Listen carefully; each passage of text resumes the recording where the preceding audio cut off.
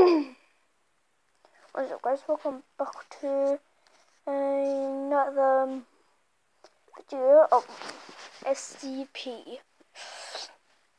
Today, guys, we're gonna find out who is SCP-096 on YouTube, and I found this good guy. You can subscribe to him if you want. His name is SCP Exploration.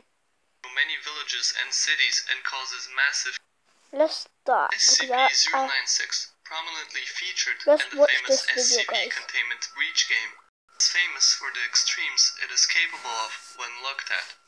As with many other SCPs, next to nothing is mentioned about the origin and history of the anomaly in the SCP Foundation. However, there are vague hints which can help us deduce not only its history, but also its exact... This has age restriction, guys. If you're under the age of 10, you're not allowed to watch this video. Sorry guys, but it has age restriction. Today we'll explore who exactly SCP-096 is. Before we begin, don't forget to subscribe to our channel with notifications on so you don't miss any of our upcoming Exploring SCP videos. And very soon we will explore the apparent indestructibleness of a very famous SCP entry. Firstly, we will try to find the exact location where SCP-096 originates from. To begin with, when exploring SCP-096's wiki, we come across an incident report of an SCP-096 escape, despite there being no obvious sighting of his face. During the breach, SCP-096 passes through many villages and cities and causes massive human casualties and damage before reaching its original victim in a town hundreds of kilometers away. So how did a person so far away with no knowledge of the anomaly trigger SCP-096? The first hint we come across is the testimony of the MTF commander, who inspected the victim's house. It is mentioned that the victim is a semi-pro mountaineer, and during a trip to a redacted mountain took a photo. Guys, we're about to find who he is here. I wish that someone knew who is SCP-096, like, as a human. Which happens to catch SCP-096 in the background and only 4 pixels. It is assumed that the mountaineer then triggered the shy guy upon randomly inspecting the photo. An expedition in an unnamed mountain range to help learn more about SCP-096's origin also took place at the exact same time the incident occurred, hinting that the anomaly's origin may be in the same mountain. In the reports, the name of the mountain consists of 9 redacted letters, narrowing down the possibilities a lot, but still including the famous and highest mountain ranges, Karakoram and the Himalayas, which are attractive to pro-mountaineers. Furthermore, the aforementioned picture is also this is fascinating, guys. To be seen in the SCP Wiki. The terrain and general look of the picture does indeed resemble a lot the high altitudes and peaks of the highest mountains in Asia, Tibet, the Himalayas, and...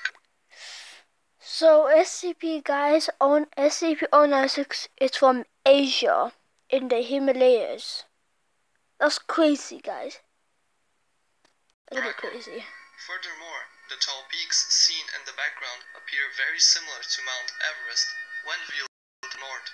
At this point, all the evidence points that SCP-096 originates from a 9-letter high-altitude mountain range very likely to be the Himalayas, and more specifically, somewhere around Mount Everest. Part 2, Transformation. After we have discovered transformation. a very good candidate for SCP-096's place of origin, we will try to unravel how exactly SCP-096 came to be. How did he gain his bizarre powers? And what exactly became the anomaly that we all know and fear today? But firstly, we have to take a look at an SCP that will be crucial to our theory. SCP-1529 of Euclid Object Class is a human... Guys, you can search up 1529 and tell me about it. Residing near the summit of Mount Everest in Nepal, above the 8,000-meter dead zone mark where human acclimatization is possible. SCP-1529 resembles a standard mountaineer. SCP-1529's face is entirely obscured by the hood of its parka, and what appears to be an oversized pair of black mountain He looks goggles. really serious, At guys. random intervals, on average 23 days, SCP-1529 can become either inactive or active, climbing to the top of the summit, or sitting motionless respectively. The cause of its becoming active or inactive is unknown and shows no correlation to weather, season, or time of the year. If human climbers ascend past the 8,000-meter mark while SCP-1529 is active, it will begin making its way towards them. Once in viewing distance from the target, it will cause the traveler to make eye contact with it, which will induce a hypnotic effect on the victim, making it very difficult to break eye contact. Guys, this might make you dizzy, so you might have to The victim skip then begins this to part. feel very warm and But I'm comfortable. not getting dizzy, guys. An interview with the only survivor of SCP-1529 reveals what happens afterwards. The anomaly, once near the target, makes some sort of offer to the individual, but rather than saying it directly, it makes the offer telepathically with feelings and images. The offer consists of images of people sitting in hot tubs, laying by a fire, or on the beach. Warm, happy people, in short.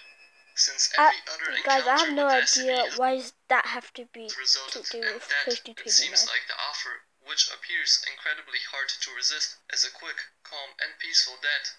However, the survivor refused the offer and was shown images of people lying in the snow, freezing, and in pain, half dead.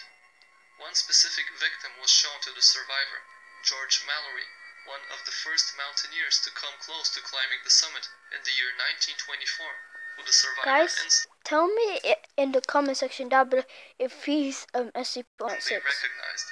The SCP then showed how exactly Mallory died, obviously having refused the gift. The death included being tortured by the SCP. The survivor then knew his fate, refused to accept it, and punched SCP-1529 in the face, after which he fell unconscious. A rescue mission was then dispatched, which found him unconscious 2 days later, and he miraculously made a full recovery.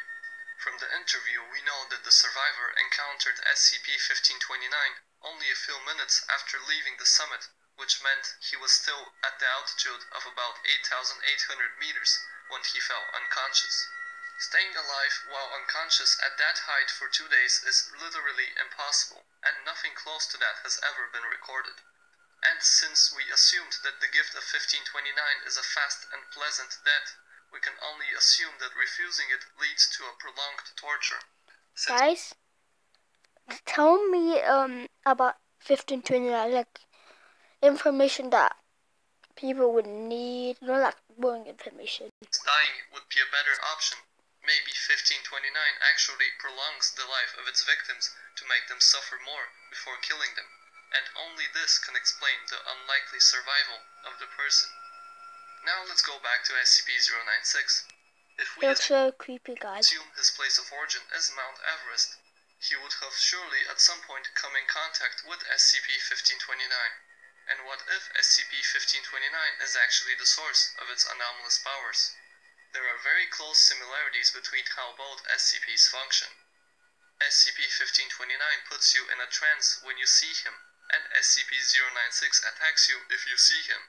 The best defense against 1529 is avoiding seeing him at all, and 096 has his face covered at all times. It seems like the only survivor of SCP-1529 acted aggressively towards it, and 096 enters rage mode when you look at his eyes. Furthermore, it is important to note that Guys, tell me why does 096 doesn't want to show his face? 096 has a very human-like anatomy, with the exception that some of its body parts are deformed and its skin is white. With all of this evidence in mind, we conclude that SCP-096 was originally a mountaineer attempting to climb Mount Everest when he was encountered by SCP-1529. After refusing the gift and failing to get off the mountain, he was probably approached many times by the anomaly, but managed to survive every time. Eventually, he developed a defense mechanism. Every time he saw SCP-1529, he would enter into an aggressive mode and try to attack it in order to save his life and fend the anomaly away. SCP-1529, in return, prolonged the mountaineer's life likely for many years, making him suffer every minute. SCP SCP-096 eventually turned completely mad. His body adapted to the terrain, with his hands stretching to allow for easier climbing, and his skin turning pale white from the constant exposure to the sun. Note that at this point he would have no clothes. Guys, I believe SCP-096 was born near the mountains, like icy mountains and stuff like that. This extreme hypothermia causes victims to feel very warm and take all of their clothes away. Eventually, after years spent on the mountain fighting off SCP-1529, suffering in the extreme cold, and having been deformed and turned insane, the mountaineer becomes the anomaly we now know as SCP-096, a very shy, senseless being that would attack and annihilate everyone who dares to look at his face, a defense mechanism that was the only thing that helped him survive the extremely deadly SCP-1529. Got through identity. How SCP-096 became who he is, we will try to narrow down his identity to one very specific and famous individual. In the year 1924, the British Empire sent a second expedition to the Himalayas in an attempt to climb the top of the world, Mount Everest. The expedition consisted of a dozen mountaineers, among them the two most famous being George Mallory and Andrew Irvine. The expedition I believe one of them two are an altitude of 7,000 meters, where they built Camp 4. On June 6th, Mallory and Irvine departed for Camp 5. One of the expedition members, Noel Odo, was the last to ever see them at an altitude of more than 8,000 meters. No one would ever see George Mallory and Andrew Irvine until 1999.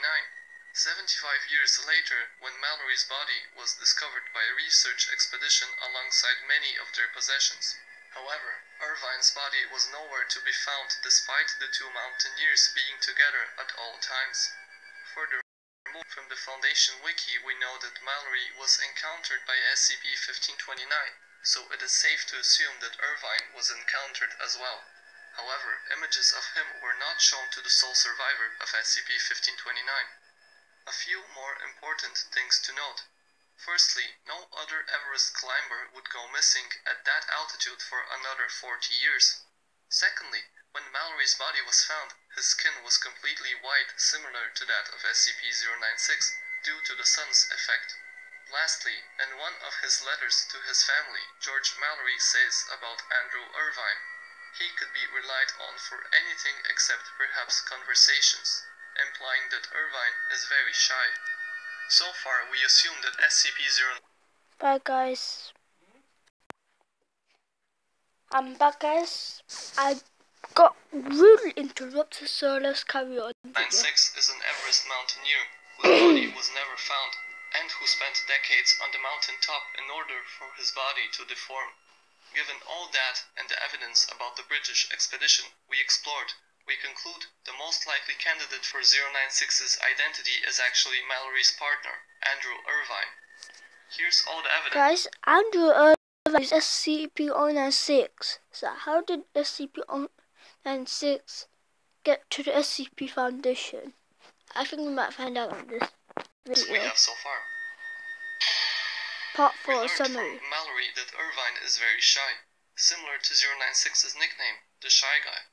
He is an Everest climber whose body was never found and who has been on the mountain the longest, more than 60 years before SCP-096 was discovered, giving him enough time for his body deformations to occur. He has most certainly encountered SCP-1529 given that he was with George Mallory. He probably denied the gift and successfully fought off SCP-1529 numerous times. Over the years, he developed a survival mechanism to attack anyone who looks at his face in order to fight off SCP-1529. Suffering from hypothermia, he stripped off all his clothes, leaving his skin exposed and thus making it turn white. He spent decades near the mountaintop losing his mind, malnourished, making him skinny just like SCP-096, unable to die and end his suffering while his body adapted to the terrain with his hands stretching. Eventually, he was accidentally caught on a photo by an unsuspecting mountaineer and was triggered years later whilst in containment. Andrew Irvine, the now feared SCP-096, was unleashed out into the open world. almost caused an apocalypse, and all because of an expedition to climb the world's highest summit. This concludes our SCP theory on the identity of SCP-096.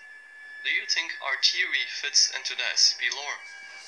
If there are any other SCP's origins that you would like us to explore, don't hesitate to share them with us in the comments. Please make sure to leave a like if you enjoyed the video, and don't forget to subscribe if you enjoyed this type of horror. Whatever he said, don't forget to subscribe, leave a like, subscribe, and